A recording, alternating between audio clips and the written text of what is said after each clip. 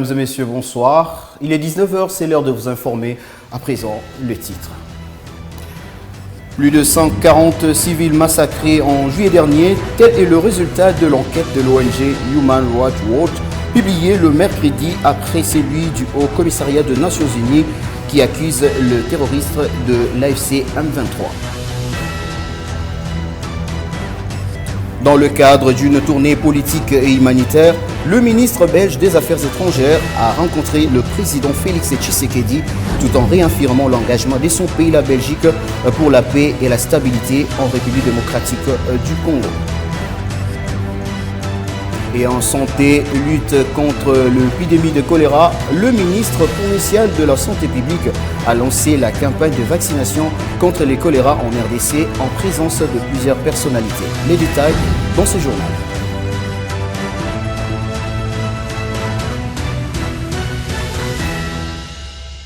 Encore une fois, mesdames et messieurs, bonsoir. Ouvrons ce journal avec l'ONG Human Rights Watch qui a publié ce mercredi le résultat de son enquête qui accuse le terroriste l'AFC M23 d'avoir massacré plus de 140 civils en juillet dernier près du parc de Virunga dans le territoire de Rutshuru en province du Nord Kivu. Dont la plupart des victimes sont des agriculteurs. Énième rapport après celui de l'Haut Commissariat des Nations Unies pour le droit de l'homme. Suivons. La facture est salée, 140 civils assassinés en un mois de juillet 2025 près du parc de Virunga dans le territoire de Rutshuru en province du Nord Kivu, dont la plus grande frange est constituée des agriculteurs, affirme Human Rights Watch dans son rapport de ce mercredi. Et ces massacres sont commis par les terroristes du M23, sous-traités par le Rwanda, alors signataire de l'accord préliminaire de paix avec la RDC le 27 juin à Washington. Une fois de plus, le Rwanda est mis à nu face à son agression contre le pays de Kasavubu. L'ONG Human Rights Watch en appelle à des enquêtes crédibles du mécanisme conjoint de coordination de la sécurité et que les personnes responsables des 10 crimes des guerres soient traduites en justice. Dans le même rapport, l'ONG indique les villages de Busesa, Kakoro, Kafuru, Kasave, Katanga, Katemba, Katwiguru, Kiito, Kisegura, Nyamilima, Nyabanira et Rubare, dans le nord Kivu, comme le théâtre des massacres récurrents par le terroriste du M23. Un rapport de plus après celui du Haut-Commissaire des Nations Unies aux droits de l'homme qui a accusé les mêmes terroristes d'avoir tué 319 personnes entre le 9 et le 21 juillet dernier. Au Conseil de sécurité des Nations Unies de s'en saisir et prendre des sanctions exemplaires contre les tireurs des ficelles de toutes ces tueries dans l'est de la RDC et que le nord et sud Kivu retrouvent sa quiétude. En diplomatie, le président de la République, Félix Tshisekedi, a accordé le mardi dernier une audience au ministre belge des Affaires étrangères, Maxime Prévost, dans le cadre d'une tournée politique et humanitaire qui le conduira dans 4 pays d'Afrique centrale et orientale, en réaffirmant l'engagement de son pays et de l'Union européenne pour la paix et la stabilité en République démocratique du Congo. Les diplomates belges ont souligné l'urgence de protéger la population civile et de soutenir les initiatives de paix en cours. Suivons. Et d'après les programmes communiqués par l'ambassade de Belgique à Kinshasa, cette visite officielle le mènera dans le ville de Kinshasa et Lubumbashi. Les chefs de la diplomatie belge y tiendra des entretiens bilatéraux avec les autorités congolaises, de partenaires politiques, ainsi que des acteurs de la société civile et des organisations internationales. Il visitera également plusieurs projets soutenus par la coopération internationale belge, illustrant l'engagement de la Belgique dans le développement de la RDC. Selon l'ambassade, cette mission traduit la solidité du partenariat et le dynamisme des relations entre la Belgique et la RDC sur fond de coopération historique et d'objectifs communs en matière de gouvernance, de développement durable et de stabilité régionale. Rappelons que le ministre belge des Affaires étrangères est arrivé à Kinshasa ce mardi 19 août 2025. Dans le même chapitre, le vice-premier ministre belge des Affaires étrangères, Maxime Prévost, a aussi rencontré le bureau de l'Assemblée nationale le même mardi dernier au Palais du Peuple pour identifier le levier garantissant le succès de pourparlers de Washington et des Doha, quoi qu'il ait souligné la persistance de violences et exactions, plaidant pour une application urgente des engagements pris. Je vous propose ici le mot de Maxime Prévost, ministre belge des Affaires étrangères. Suivant, et Vital Kamerhe. Nous comptons sur la diplomatie agissante du vice-premier ministre Prévost pour plaider auprès de l'Union européenne et du gouvernement belge pour qu'une aide humanitaire consistante soit envisagée pour ces populations qui souffrent, plus que d'autres populations où il y a la guerre à travers le monde qui reçoivent des cargos, des paquebots, et des avions qui même parachutent de nourriture et des habits et des médicaments. Et je suis persuadé qu'à l'initiative du Parlement, une série de réformes importantes, utiles, attendues, sous l'égide bien entendu de Monsieur le Président de la République, peuvent être portées, doivent être portées, pour pouvoir aussi améliorer la qualité de vie à l'attention de la population de la RDC. Et c'est précisément cette population de la RDC qui aujourd'hui nous préoccupe, celle qui est située à l'est du territoire et qui depuis trop longtemps déjà subit des violences abjectes en recrudescence. Des viols à l'égard des femmes qui sont en augmentation de manière exponentielle. Des enrôlements forcés dans des forces armées qui occupent le territoire.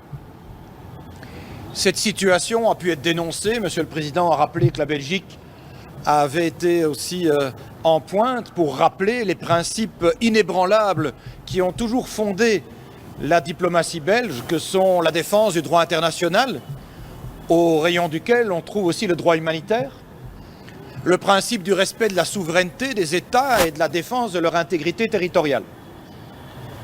Des principes qui ont convaincu aussi les pays européens de prendre des mesures en février-mars dernier. La Belgique se réjouit des initiatives qui ont pu être prises il y a quelques mois déjà par Washington, par Doha, mais reste convaincue que si l'on veut obtenir un résultat durable au niveau d'une paix effective sur le terrain, on ne doit pas uniquement externaliser le processus de pacification, mais s'assurer évidemment que les acteurs africains en sont eux-mêmes partie prenante, dans la même logique que ce que nous plaidons les Européens dans le conflit ukrainien, en estimant qu'il ne saurait pas y avoir de solution sans l'Ukraine ni l'Europe. En sécurité, contrairement aux rumeurs faisant état d'une prétendue demande du chef de l'État, Félix Tshisekedi, au M23 sur le nom de cadre de mouvement terroriste AFC M23, devant gérer le province du Nord et Sud Kivu, cette intoxication montée de laboratoire rwandais est un mensonge grossier et une diversion face à la détermination de Félix Tshisekedi à coincer les agresseurs de la RDC. Images et commentaires. Et contrairement aux rumeurs qui circulent, le président Tshisekedi n'a jamais suggéré à l'AFC M23 de lui soumettre des noms pour la nomination des gouverneurs du Nord et Sud Kivu. Il est constitutionnellement impossible de nommer un gouverneur et par pouvoir discrétionnaire. Et toute désignation doit respecter la loi et les dispositifs de la Constitution. Cette disposition est étalée et confirme les mensonges qui caractérisent chaque idée du M23 dont l'objectif est de briser les soutiens, mais aussi la confiance qui existe entre la population et les chefs de l'État, mais aussi les institutions. Et pourquoi cette information est mise sur la place publique à quelques jours de la reprise du dialogue? La réponse est simple. La paix a changé les camps. Prise en étau entre sanctions et poursuites judiciaires, le M23 veut mettre la pression. Alors que tout est clair sur papier, la restauration de l'autorité de l'État est inévitable. Après les dialogues, Kinshasa reprendra la gestion du Nord et Sud Kivu. Affaibli et coincé, le M23 demeure dans l'infox. Hélas, les Congolais restent éveillés face au plan de balkanisation de la RDC. Après les 100, place à la paix définitive en RDC. Toujours en sécurité, les forces armées de la République démocratique du Congo alertent pour la énième fois l'opinion nationale qu'internationale sur la violation de cessez-le-feu par les terroristes du M23 soutenus par le Rwanda avec de multiples attaques contre les positions dans l'est du pays. Et ces attaques constituent une violation internationale et manifestent de l'accord de paix signé à Washington contre la RDC et le Rwanda. Les forces armées de la République démocratique du Congo alertent pour la énième fois l'opinion nationale et internationale sur d'incessantes et multiples attaques perpétrées par la coalition AFC M23 et alliés contre leur position au nord et au sud Kivu. À titre illustratif, au nord Kivu, la position de la force navale de Musenda au bord du lac Édouard en territoire de Lubero a été attaquée le 11 août 2025. Au sud Kivu, plusieurs positions de forces loyalistes ont fait l'objet de plusieurs attaques. C'est le cas de Mulamba dans le territoire de Walungu le 12 août 2025, le Luindi et le Mouzi dans le groupement des Kigogo en territoire de Mwenga le 16 août et le 18 août 2025, des Gauruza Chimbulungu en territoire de Walugu le 17 août 2025, le Nzibira centre, Kankinda et Nyamarege en territoire de Walungu le 18 août 2025.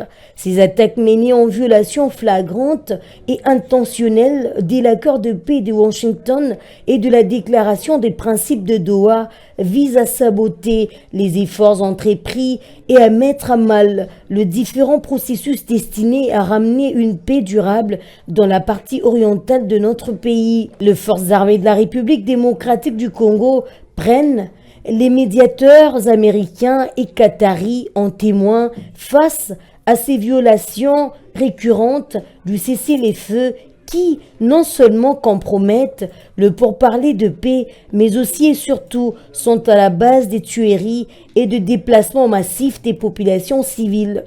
Désormais, les forces armées de la République démocratique du Congo sont obligées de prendre des mesures qui s'imposent pour répondre à toutes ces provocations mettant en péril la vie des paisibles populations civiles.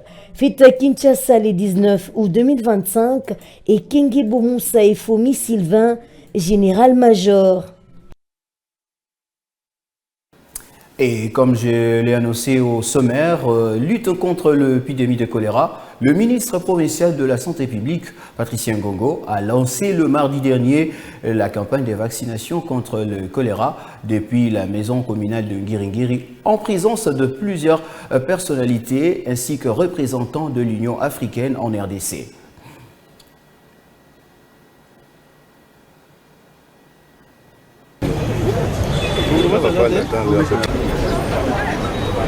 L'objectif pour cette campagne est d'atteindre au moins 90% de notre cible en attendant le rapport du monitorage indépendant qui sera organisé par l'OMS.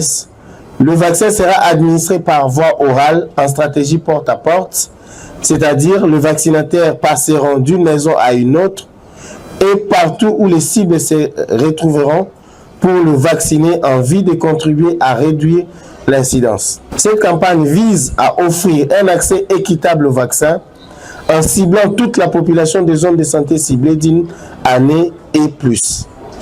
Elle s'inscrit dans une démarche globale de prévention et de renforcement du système de santé, garantissant une réponse rapide et efficace au choléra comme aux autres menaces sanitaires émergentes. Grâce à l'appui de l'ICG et de Gavi, 3,67 millions de doses de vaccins ont été mobilisés pour la RDC. La campagne que nous lançons aujourd'hui vise à protéger toutes les personnes âgées d'1 an et plus dans les zones ciblées et de réduire la morbidité et de la mortalité. Choléra est une maladie choléra est une maladie koboma. Na yangwana esengeli na biso nyonso esengeli tozwa vaccin na yango. Le corps a pris coup d'envoi. mutu nyonso lo pona nga nazosenga na mutu nyonso oyo ayoki mbela oyo esengeli abongama pe abenga bato nyonso oyo komona liboso porte na yo to na balabala na bino po omela kisi wana.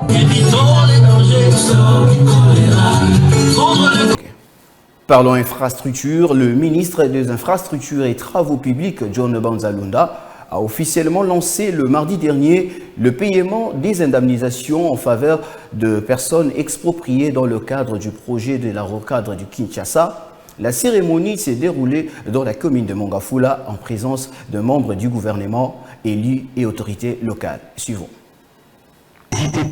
Le chèque symbolique va des mains du bailleur de fonds, le directeur général de la PCSC, à celle du représentant du gouvernement, le ministre des ITP, qui paye les personnes affectées par le projet à travers la territoriale et l'un de leurs représentants. Voilà la symbolique appliquée pour lancer officiellement ce paiement des personnes affectées par le projet de construction des rocades de Kinshasa. Lors de cette cérémonie qui a vécu ce 19 août à Mitendi, à la rencontre entre les deux rocades sud avec la route nationale numéro 1, deux prises de parole ont vécu.